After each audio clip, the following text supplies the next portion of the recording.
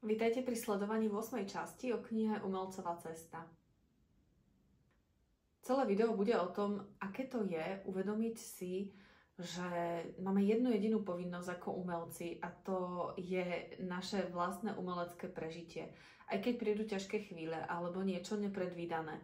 Ako vlastne sa deje to, že umelec ochráni to svoje umelecké bytie alebo umelecké chcenie a umeleckú aktivitu pred vonkajšími vplyvmi okolia.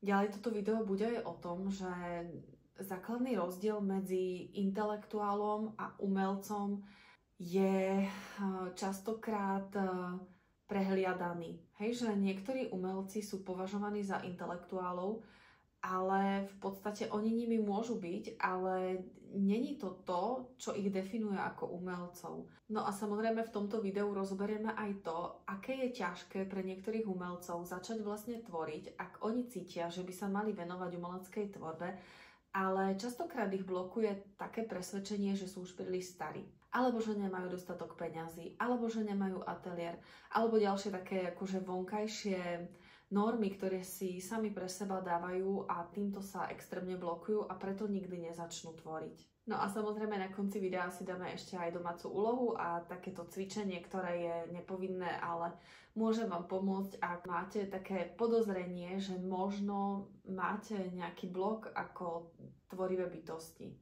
Autorka píše v úvode v 8. kapitoli hlavne o stratách, umeleckých stratách a to sú také straty, kedy my napríklad stratíme seba dôveru alebo stratíme nejaké presvedčenie, nejaké ideály, stratíme svoje sny, hej, že oni pre nás už prestanú byť atraktívne tie sny, pretože nejak akože z toho vytriezvieme a zistíme, že my vlastne túžime po niečom úplne inom. Teraz ako hovorím primárne o umeleckej ceste, ale ako všetky rady, aj tieto sa dajú aplikovať na akúkoľvek časť života človeka. Ako umelci sa môžeme potýkať s tým, že napríklad stratíme priateľov, úplne bežná vec, alebo stratíme svoju tvár, hej, že proste vytvoríme dielo, ktoré nám niekto zadal a ono to dielo sa páči ostatným ľuďom, ale nám samým nie, hej, že sme ho napríklad vytvorili pre ľudí, nie pre seba.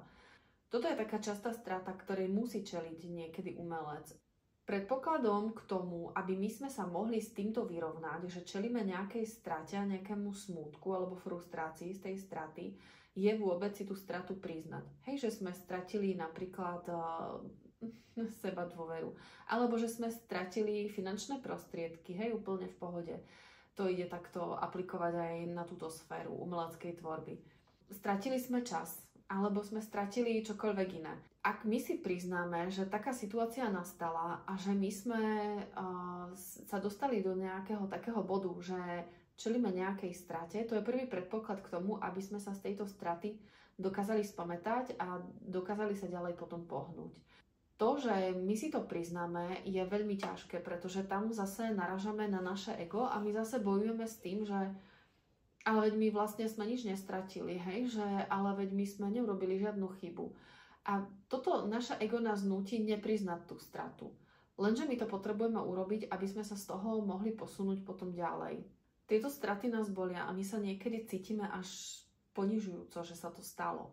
Potrebujeme sa naučiť tieto straty a naše pocity zdieľať s ostatnými ľuďmi. My potrebujeme to niekomu sa ako keby zdôveriť, pretože my keď o tom rozprávame ostatným ľuďom, tak akože je dosť veľký predpoklad v okruhu našich priateľov alebo nejakých odborníkov, nejakých dôverníkov, ktorých si vyberieme, že niekto už niečo podobné zažil. A ak niekto už niečo podobné zažil, to znamená, že má nejakú skúsenosť, ktorú on už posunul na iný level, že už sa z toho dokázal nejak vyhrabať, že on už si dokázal pomôcť. A on nás môže inšpirovať k tomu, ako je možné takúto stratu vlastne nejak oželieť a ako je možné z tejto straty potom ďalej postupovať na umeleckej ceste a ako je možné sa z toho dostať. Autorka hovorí o tom, že zablokovaný umelec, on vlastne má jednu extrémne dôležitú zložku osobnosti a to je to jeho vnútorné dieťa. Vnútorné dieťa je, naozaj si mám predstavovať ako nejaké dieťa, ktoré my máme prostredníctvom svojho intelektu a svojej dospelej bytosti ochraňovať. Hej, že to dieťa je také, ktoré na rozdiel od dospelého človeka má bytostnú potrebu a túžbu stále sa nejak hrať a stále niečo akože nové vytvárať, nové skúšať. A áno, pri tej hre sa môže stať, že dieťa, neviem, sa poraní, hej, spadne z gauča, rozleje farby, hocičo. Ale my, keďže máme aj intelekt, tak ten intelekt nám môže pomôcť sa z tej nepriaznivej situácie napríklad vyhrabať a dostať. Intelekt teda nám neslúži k tomu, aby my sme sa obviňovali, že sme niečo nezvládli alebo že sme niečo pokazili. Intelekt je tu len na to, aby my sme dokázali tieto veci pomenovať. Nemáme sa ale odsudzovať za to, nemáme sa posudzovať, súdiť v žiadnom prípade. Ak toto dodržíme a intelekt použijeme v prospech toho vnútorného dieťaťa, tak vlastne sme splnili taký prvý predpoklad k tomu, že sa dokážeme, tak vlastne sme splnili taký prvý predpoklad k tomu, že dokážeme umelecky prežiť nejakú situáciu a že nadobudneme pocit sily. Pretože ten pocit sily nadobúdame vtedy, keď sme nejakú veľmi ťažkú životnú situáciu prekonali. Tu teraz toto slovo životnú si môžeme doplniť aj slovom umeleckú situáciu. My ak napríklad si nedovolíme nejak intenzívne prežívať tú vnútornú stratu alebo stratu, ktorú cítime, doslova ju nejako neoplačeme, nemusí to byť akože v zmysle, že normálne reálne plačeme, hej, že nám tečú slzy. Zase není to ani v zmysle sebaľútosti a toho, že sami seba považujeme za nejakú obeť. My si máme len dopriať čas, aby tá bolesť, ona chvíľku trvá a aby trvala a ona aj odoznie. Toto my si máme akože dovoliť v sebe pocítiť a ak sa toto stane, tak to sklamanie, ktoré sme prežili, ale môže z nás nejako odísť, hej? Ono môže sa, normálne, ak sa hovorí, že tými slzami sa proste ten problém nejako vyplaví, hej. Toto naše umelecké sklamanie sa môže skrz to akože v úvodzovkách oplakanie z nás tiež vyplaviť, hej, preč. A naozaj je to extrémne dôležitá vec, lebo ak by sme to neurobili, tak v nás potom ostane taký blok a rastie v nás pocit krivdy. A ten pocit krivdy je strašne veľká bariéra, ktorá nám potom nedovolí niečo zase ďalej skúšať. Ona nám nedovolí, kvôli tomu, že máme extrémny strach a máme nedôveru, tak nám nedovolí sa ďalej pohnúť na tej umeleckej ceste. Preto je dôležité naozaj si to sklamanie priznať a dať mu čas, aby sme ho mohli pustiť a naozaj v tom čase ho nejako oplakať a potom pustiť. Veľakrát sa stane, že umelecká strata je naviazaná úplne na nejakú takú neprajnú kritiku alebo takú veľmi urážlivú kritiku. No a hlavne akože mladí umelci napríklad, keď študujú na umeleckých školách alebo ukazujú svoje práce nejakým skúseným umelcom a tí umelci, prípadne učitelia sa stávajú ich kritikmi, tak sa toto môže stať, že oni strácajú ako keby svoje vlastné sebavedomie a strácajú vedomie svojho talentu. Už svojmu talentu prestávajú veriť, pretože dostali kritiku na nejakú vec. Keďže ten kritik môže byť osoba, ktorú oni si vážia a považujú ju za autoritu v danom obore, takáto kritika môže úplne zablokovať ich ďalšiu tvorivú činnosť. O kritike sme sa bavili ale viacej vo videu číslo 3, takže určite si pozrite aj 3. kapitolu umelcovej cesty. A tam nájdete viacej odpovedí a viacej nejakých parametrov toho, čo vlastne je kritika, ako kritiku rozpoznávať a akú kritiku vôbec nebrať do úvahy a ako sa môžete z kritiky napríklad poučiť a umelecky rásť. Ak taká nepriaznivá kritika nás teda postretne, nám sa môže normálne stať, že my pociťujeme hanbu. Aj v češtine stud. Že vôbec sme mali nejakú ambíciu byť umelcami, alebo že sme mali ambíciu niečo vôbec skúšať.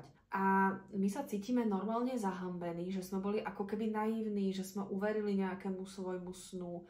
A ešte častokrát konkrétne tieto slova o nejakej naivite, hlúposti našej sa nám dostávajú z nášho okolia priamo k nám. A toto nás môže extrémne zablokovať a vytvoriť v nás pocit nejakého bloku. Z toho celého vyplýva, že úplne najhoršia strata, ktorá môže umelca postihnúť, je strata dôvery vo svoj vlastný umelecký talent. A umelec, ktorý prestane veriť vo svoj talent, absolútne stratí motiváciu ďalej pracovať a ďalej sa prejavovať v umení. Je extrémne dôležité si uvedomiť, že my túto dôveru vo svoj talent musíme za každú cenu ochrániť. Akože toto je naozaj veľmi ťažká úloha, pretože to určite každý z nás sa nejak ako stretol s tým, že mu niekto povedal, že nemá talent alebo že neviem čo, hej. Talent je dôležitá ingrediencia preto, aby umelec mohol vôbec tvoriť. To, či máme alebo nemáme talent na nejakú vec, spoznáme podľa toho, že dokážeme neskutočné množstvo hodín denne a v priebehu rokov a v priebehu nášho života venovať nejakej činnosti. Hej, že ak niekto nemá talent na tanec, tak jeho ten tanec ale fakt nebude baviť. Bude to pre neho otravné a bude nenávidieť čas, ktorý by mal venovať tomu tancovaniu. To isté vo výtvarnej činnosti. Ak niekto nemá talent na maľbu, bude maľbu proste nenávidieť. A žiadna forma maliarstva ho nebude baviť. A nebude ochotný tráviť 10 hodín denne maľovaním, pretože ho to nebude baviť. Nehovorím o tom, že krátkodobo, hej, že máme únavu z nejakej aktivity a krátkodobo sa nám nechce teraz akože maľovať, tak už si povieme, nemáme talent na maľbu, hej, lebo sa mi nechcel dneska maľovať, lebo by som si radšej pospala, hej, po prebdenej noci.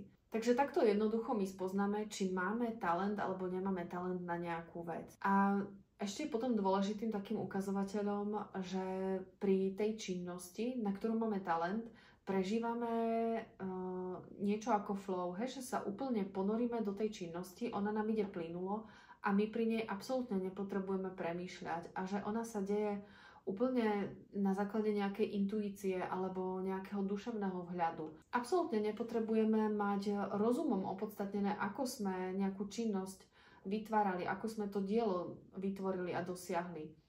Takto tiež spoznáme, že máme na niečo talent. Ak by vás zaujímalo samostatné video na tému talent, tak neváhajte mi napísať do komentára kľudne slovo talent a ja urobím samostatné video o tejto téme, ako talent sa prejavuje, ako ho môžeme podporovať, ako vieme 100%, že nemáme talent na niečo, ako sa s tým vyrovnať, že na niečo nemáme talent, ale vlastne zisťujeme v priebehu svojho života, neviem, po 50-ke, hej, že my máme talent, ale na niečo úplne iné, ako sme si pôvodne mysleli. Tak ak vás táto téma zaujíma, napíšte do komentára slovo talent a ja urobím samostatné video na túto tému. No, keď už sa bavíme o talente, tak takým častým prostredím, kde sa toto slovo skloňuje a vo veľkej miere, sú v našom kultúrnom prostredí umelecké školy. Umelecké školy autorka považuje za niečo, čo na jednej strane je prospešné, na druhej strane, ak pedagogika na tých školách není úplne šťastne podchytená, není nejaká, dajme tomu, citlivejšia, tak môže naozaj mladých umelcov sa snažiť uniformovať alebo im dávať nejakú normu. Autorka vychádza zo svojej vlastnej skúsenosti. Ona sama bola učiteľkou na niekoľkých umeleckých školách, hlavne v Amerike, a často aj spolupracovala s rôznymi pedagógmi. Ona sama sa teda pohybuje v prostredí dramatických umení, ona je režisérka a tiež scenaristka a spisovateľka, takže hlavne opisuje toto prostredie. Mne sa tam inak veľmi páči to, ako autorka Julia Cameronová, ona hovorí o umeleckých školách ako o takom prostredí, ktoré prirovnáva k lesu. Normálne k takému hlbokému lesu si predstavte, hej, kde sú obrovské stromy. A tie obrovské stromy, oni sú, keď vy vstúpite do toho lesa, tak vlastne ich vidíte ako to prvé, hej. Je to absolútna dominanta, oni sú také mohutné, oni máte pocit, že sa im nič nemôže stať, hej, že tam je tých stromov strašne veľa a že vy sa tam môžete stratiť medzi tými stromami. Potom hovorí, že veľmi dôležité sa ale pozrieť ale aj na zem a uvidíte, že v tej spodnej vrstve sa tam nachádza proste nejaké listie a nejaká hlina a korene tých stromov. No a medzi tým tam rastú ale aj malé stromy. No a tie malé stromy sú niečo také ako študenti a veľké stromy sú ale zase učitelia alebo umelci, ktorí učia na tých univerzitách. Hovorí o tom, že les by mal ale vlastne spolupracovať, že veľké stromy majú ochraňovať tie malé stromy pred nejakou nepriazňou počasia, hej? Ale zároveň majú dávať dostatok svetla, ale aj tým malým stromom, aby aj tie malé stromy mohli rásť. No a ona hovorí, že častokrát sa to stáva tak, že ten veľký strom si odoberá všetky živiny, všetku slávu, všetok ten nejakú pozornosť, hej, všetok úspech. Že ten veľký strom si odoberá úplne všetko svetlo a že ten malý strom nemá šancu sa tam nejako prejaviť. A že malý strom sa prejaví iba vtedy, alebo tie malé stromy, ak príde nejaká katastrofa a príde výchrica a plne tam zničí ten les, na ktorý sme boli zvyknutí. Autorka to akože neopisuje presne týmito slovami, hej, sem tam niečo pridala, čiže ak chcete vedieť, ako to bolo v skutočnosti, prečítajte si 8. kapitolu.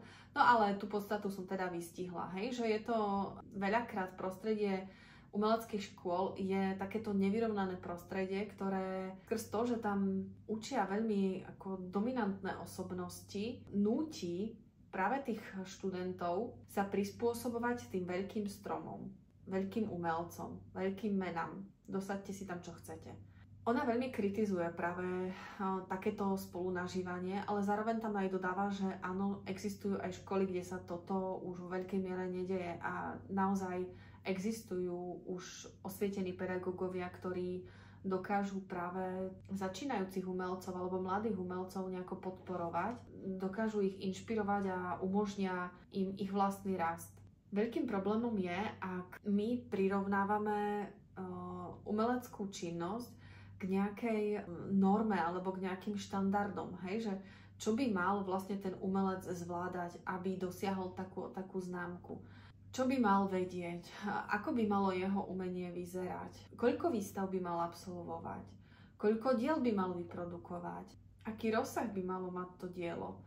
No lenže ak my už určujeme nejaké parametre, tak zákonite tie parametre sa snažia vtesnať toho mladého umelca, začínajúceho umelca do nejakých noriem. A už som to tu hovorila veľakrát, že my ak naplňame nejaké normy, strácame autenticitu, my už proste opúšťame svoju vlastnú umeleckú dušu a už pracujeme intelektom. No a proste platí to, že umelec a intelektuál to sú dve rôzne bytosti a nie je to tá istá osoba. Aj keď sa to samozrejme nevylučuje, umelec môže byť intelektuál, ale umelec sa musí naučiť používať svoj intelekt, rozum, k tomu, aby ochraňoval to také svoje vnútorné umelecké malé dieťa, ktoré ten rozum ale naozaj nepotrebuje k tomu, aby tvorilo nejaké umelecké dielo.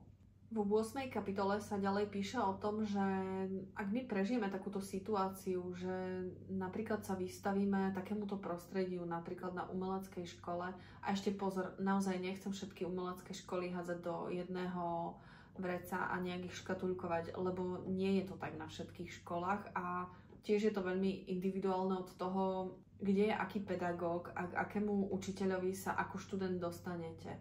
Hej, ja počas svojho života som mala aj šťastie na učiteľov, ale aj si pamätám určite také typy, ktoré ako zrovna osvietené neboli.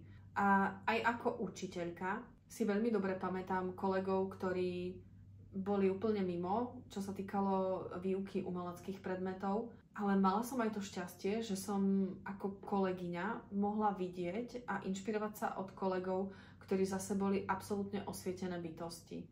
Takže tiež záleží, hej, že proste ľudia sú rôzne a je to kus od kusu treba posudzovať a nie všetkých globálne. Na každú stratu vo svojom živote sa musíme začať pozerať ako na potenciálny zisk. Najhoršia strata, ktorá môže umelca postihnúť, je taká strata, že on prestane veriť vo svoj umelecký talent. S touto stratou je extrémne ťažké bojovať, ale dá sa ju prekonať napríklad takým jednoduchým krokom, že ak my zistíme, že už sme sa niekde stopli, niekde zablokovali, sa nemáme pýtať, prečo to naše dielo nebolo prijaté, prečo sa nepredalo, hej, za toľko peňazí, ako my sme chceli, prečo ho teraz, ako ja neviem, nekúpila, neviem, aká galéria, hej, alebo nebolo hrané v neviem, akej koncertnej sieni. My sa máme pýtať, ako sa máme ďalej pohnúť, čo máme ďalej robiť. Hej, že za každú cenu my potrebujeme ochrániť kreatívny proces.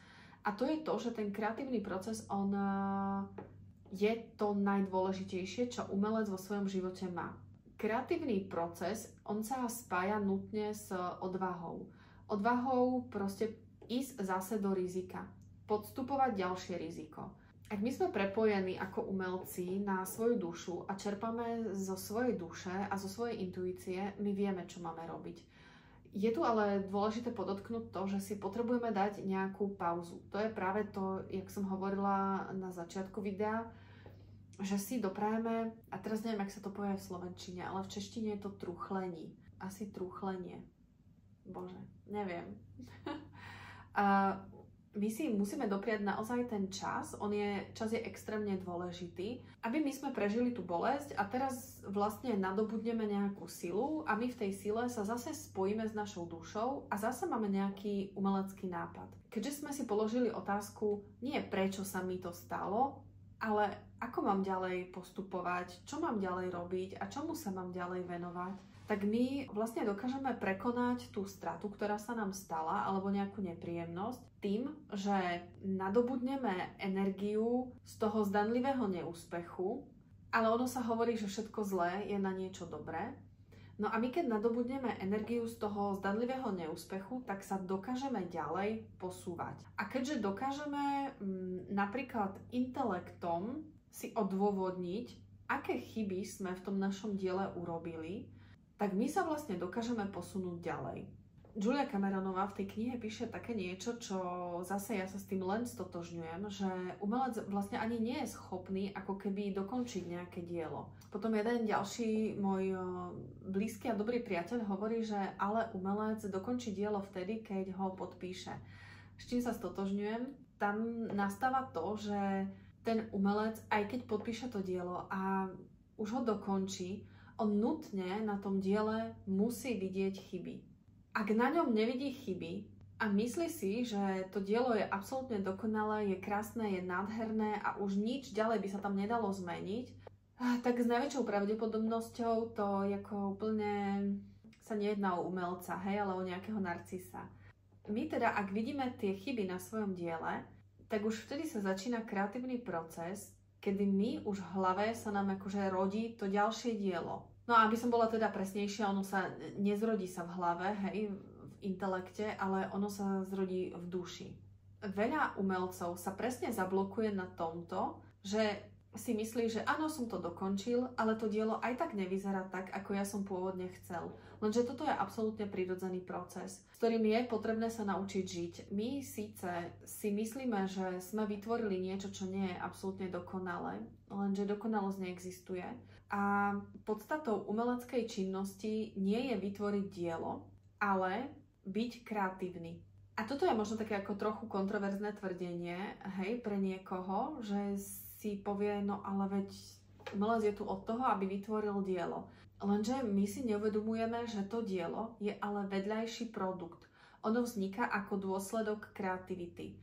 A my ak nemáme kreativitu, čiže kreativita je tiež, sa to dá opísať slovami, že sa pozeráme na vlastné chyby, ktoré sme urobili, pozeráme sa na nich teda seba kriticky, ale zároveň láskavo sami voči sebe, tak vtedy máme možnosť byť naozaj kreatívny, lebo my tú chybu sa snažíme napraviť a snažíme sa ju urobiť lepšie. A vtedy je predpoklad, že môže vzniknúť lepšie dielo. A že my sa ako umelci niekam posúvame, že nestagnujeme. Lebo ak by sme stali na mieste a iba vyprodukovali ďalšie dielo a ďalšie dielo, ktoré by bolo rovnako dobré ako to predchádzajúce dielo, tak tam vlastne nie je žiaden posun. Hej? A my vtedy už sa stávame, už som to hovorila v predchádzajúcich videách, stávame sa remeselníkmi. My už nie sme vtedy umelcami.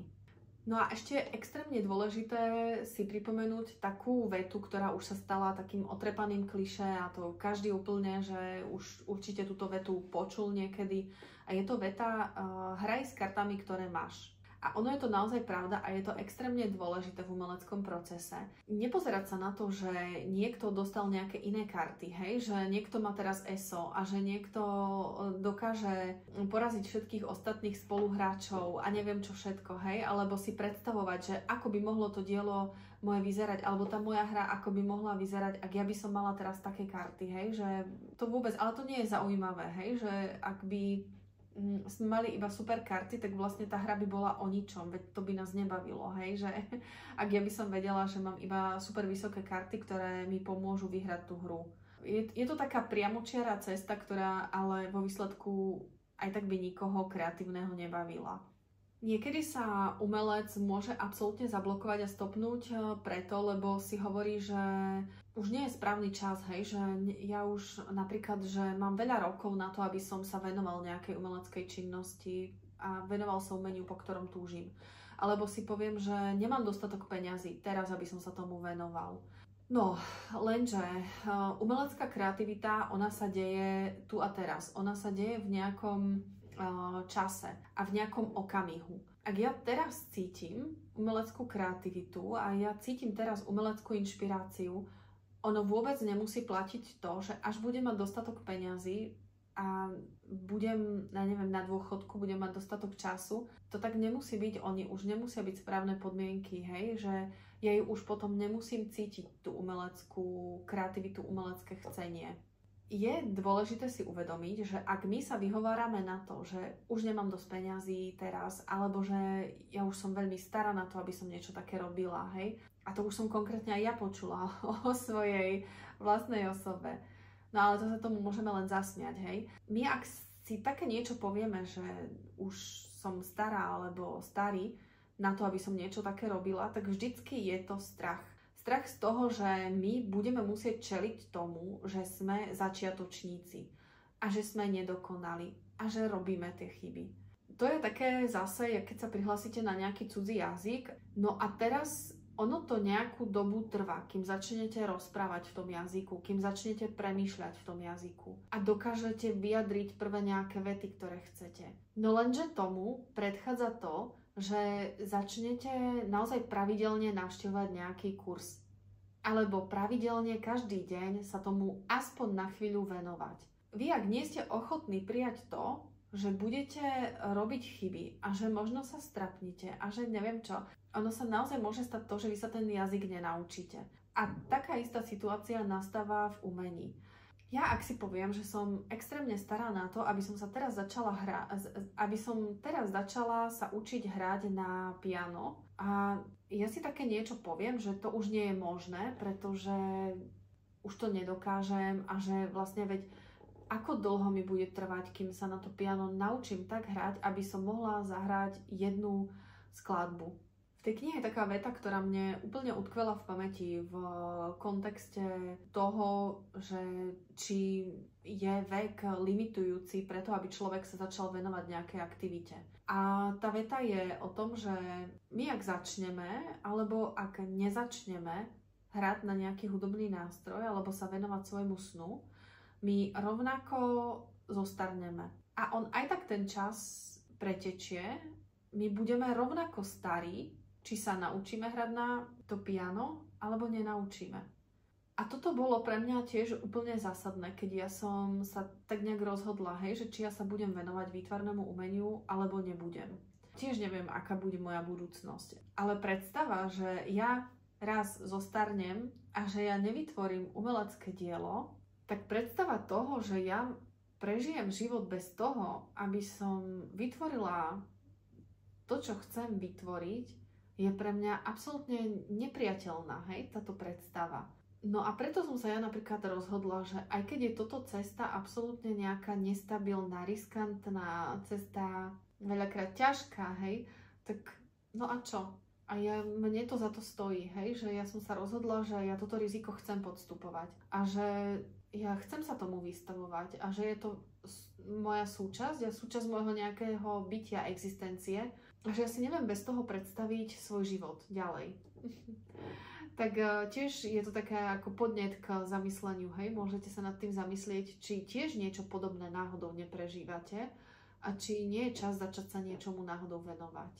Autorka prirovnáva umeleckú cestu k takému niečomu, čo my si môžeme predstaviť ako extrémne rozsiahlý dotazník, hej, že prídeme niekam na nejaký úrad, alebo niečo kupujeme, alebo proste niekam sa hlásime a na nejakú školu a teraz akože nám dajú dotazník, ktorý má aspoň 10 strán a 1800 koloniek. My máme ten proste štos papierov pred sebou a máme začať vyplňať všetky tie kolónky a teraz úplne sme paralizovaní z toho, koľko toho veľa je a aké to je rozsiahle a ako nám to dlho môže trvať, kým celý ten dotazník vlastne vyplníme, že už si predstavujeme, že budeme sedieť ďalšie 3 hodiny nad vyplňaním nejakého dotazníku. Autorka hovorí presne to, že vôbec my sa nemáme zaoberať tým, ako dlho to bude trvať, ale že už teraz môžeme začať aspoň tú jednu kolónku, že ju postupne začneme vyplňať a vyplňať a vyplňať, ak máme naozaj cieľ. Ale každopádne my, ak vnímame tieto problémy ako dotazník, ktorý postupne odškrtávame, hej, postupne tak nejak sa k tomu prepracovávame, to je úplne také prirovnanie k umelcovej ceste, úplne k takému našemu smerovaniu, že my ak si predstavujeme cieľ, ktorý je nedosiahnuteľný preto, lebo ten náš sen je obrovský a je dobré, že ten náš sen je obrovský a nech je aj ten sen taký, že je skoro nepredstaviteľné, ako by sme ho mohli dosiahnuť, tak ten náš cieľ môže byť úplne v nedohľadne, pretože my si ho nedokážeme rozložiť na také ako menšie dieliky. Tu si treba uvedomiť, že aby my sme sa mohli pohnúť a nemať paralýzu z toho, že to je niečo nesplniteľné a že by to mohlo trvať nekonečno, tak nutne potrebujeme urobiť nejakú aktivitu, aspoň malú aktivitu, odškrtnúť tú jednu kolónku. Lebo kreativita si vyžaduje proste pohyb, neustály pohyb. Ona kreativita nemôže byť pasívna. No a ten pohyb, on nemusí byť nejaký, že super grandiózny, že teraz akože máme, neviem, otočiť dotazník na stranu 4 a teraz tam akože nakresliť svoj autoportrét na miesto fotky, hej. Nám úplne stačí, že postupujeme pomaly, po maličkých krokoch, ale až po nejakom čase vidíme tie výsledky. Tu s týmto sa nám spája cvičenie, ktoré si dneska urobíme a ktoré tako hlavne vy si teda dneska môžete spraviť. Zoberiete si zase papier, nejaké písacie potreby. Ideálne si tam zase dajte číslice, hej, od hora až dole, aspoň do čísla 5. Na tú jedničku si zapíšete, aký máte sen. Celoživotný sen spojený s vašou umeleckou cestou. A tam určite nebuďte skromní, nebuďte nejaký umiernený, necenzurujte sa.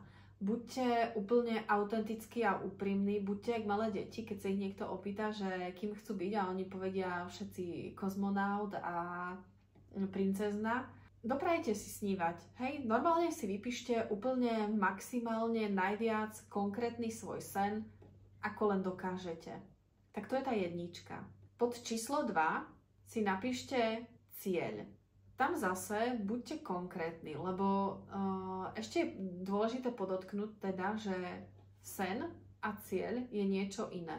My ak snívame o nejakej veci, tak to je síce super, hej, ale ten sen sa môže pretaviť na realitu, iba ak máme jasný cieľ. Kedy vlastne sa ten sen splní, hej, že ako ten cieľ vyzerá, keď my už dojdeme do toho cieľa, ako to tam teda vyzerá, aby sme ten sen už mali.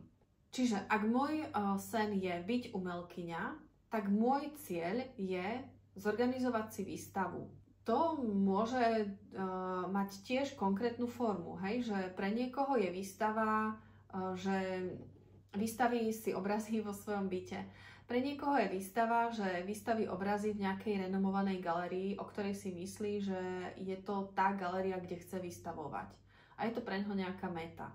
Preto je dobré ten jeden cieľ, ktorý sa najviac približuje tomu snu, čo najviac konkretizovať. Takže toto bolo číslo 2.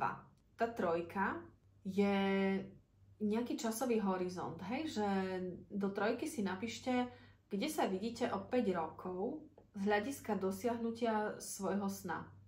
Hej, ako ste postúpili vy k svojmu snu. Je to dobré si tam dať nejaký ako časový limit alebo časový horizont tých 5 rokov, lebo 5 rokov je tak akurát, hej, že je to taká nejaká časová doba, ktorá není úplne v nekonečne a v nedohľadne, ale zase není ani tak extrémne blízko, aby nás to stresovalo. No a k číslu 4 si napíšte, kde sa vidíte o 1 rok, ktorý uplynie od dnešného dňa, keď pozeráte toto video. Zase ten 1 rok je doba, ktorá sa ale delí na nejaké mesiace, hej, mesiace zase na týždne. Tiež je to dlhá doba, za ktorú sa dá niečo stihnúť, ale zároveň to nie je doba, ktorú si nevieme predstaviť, že by ona mohla uplynúť, hej. Je to doba od napríklad jedných narodenín po druhé narodeniny, hej. To si každý vo svojom živote pamätá, že čo sa mu napríklad podarilo dosiahnuť a čo naopak, čoho sa musel zdať, že na to proste nedosiahol z nejakého dôvodu. Takže presne do tej 4 si napíšte, kde sa vidíte za ten 1 rok. No a číslo 5, to je úplne najdôležitejšie.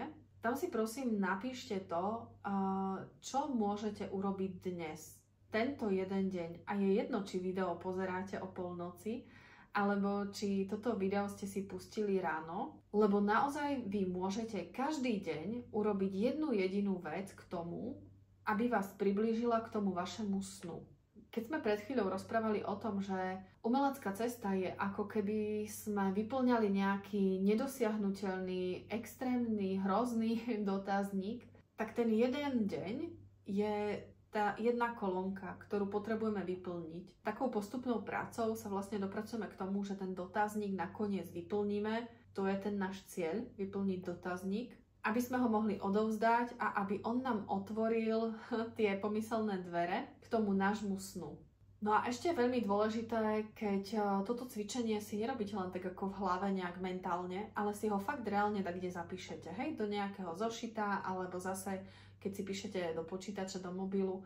Každý deň sa pozriete na ten svoj sen a každý deň napríklad si tam zaznamenáte, čo ste urobili preto, aby sa ten váš sen raz splnil. Ja som toto cvičenie fakt normálne, že konkrétne si vyskúšala na sebe a ono to malo taký dopad, že vlastne po nejakej dobe ja som nadobudla pocit úplne že hrdosti, že ja dokážem nejak kontinuálne každý deň pracovať na niečom, na čom mi záleží.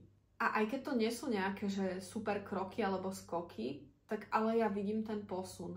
Ak by som si nezaznamenávala tieto veci, tak ja mám tendenciu, a to nemám len ja túto tendenciu, podľa mňa to máme ako viacerí, zabúdať na to, že už som prešla nejakú cestu, že už sa mi niečo podarilo, že už som sa niekam posunula, že už som niečo prekonala, že už naozaj som splnila nejaké ciele, ktoré som mala.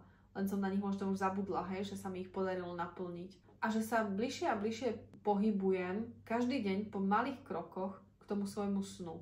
No a toto vo mne vyvolávalo úplne taký pocit nejakého sebavedomia, sebadôvery, nejakej láskavosti voči samej sebe, že dokážem proste pomocou nejakých malých krokov niečo proste vyformovať. Mne sa to zdá veľmi dôležité. Určite akože také tie sebarozvojové cvičenia všetci poznáte, ale veľakrát tieto teoretické veci, oni nám začnú pomáhať, až keď ich dáme do praxe a skutočne ich skúsime aplikovať, skúsime ich urobiť, hej. Ďalšia kapitola v poradí už 9. video bude o tom, ako sa vysporiadať s vlastným strachom, ako pokračovať v umeleckej ceste, ak nás niečo naozaj extrémne zablokuje a my máme pocit, že už to vzdávame.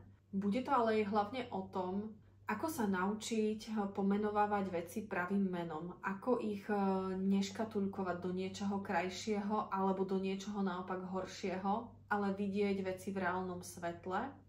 No a zároveň sa nejak neodsudzovať za to, že ich tak vidíme tie veci, hej, alebo tak prežívame. No a bude to aj o tom, ako sa vysporiadať napríklad s návalmi nadšenia, ak prežívame extrémne nadšenie z nejakých vecí, No ale ono, to nadšenie nás môže častokrát tiež úplne zabrzdiť. No a s tým sa nám spája ďalšia téma, ktorú rozoberieme teda v tom 9. videu a bude to o tvorivých obratoch o 180 stupňov, keď sa práve z nejakého úspechu stane to, že nás to úplne zabrzdí a zistíme, že vlastne potom sme netúžili, aj keď sme to nejak dosiahli. Ak ste video dopozerali do konca, tak vám ďakujem za vašu pozornosť a budem rada, ak napíšete teda do komentáru, či chcete video o talente. Môžete kľudne nejako komentovať toto video aj iným komentárom, nielen touto odpoveďou. Nezabudnite si urobiť to cvičenie, podľa mňa je mimoriadne prospešná. Ja sama tým, že som si ho vyskúšala na sebe, si myslím, že pomôže viacerým ľuďom si minimálne utriediť myšlienky a nejak sa rozpohybovať a nemať prokrastináciu zo stresu, že niečo je obrovské, nedosiahnuteľné a že z toho máme možno strach. Ak vám tieto videá pomáhajú, určite ich zdieľajte s ostatnými ľuďmi. Môžete ma podporiť tým, že mi dáte odber a že dáte tomuto videu, ale aj ostatným videám like a budete sledovať moju cestu na Instagrame, no a tak podobne. Majte sa krásne.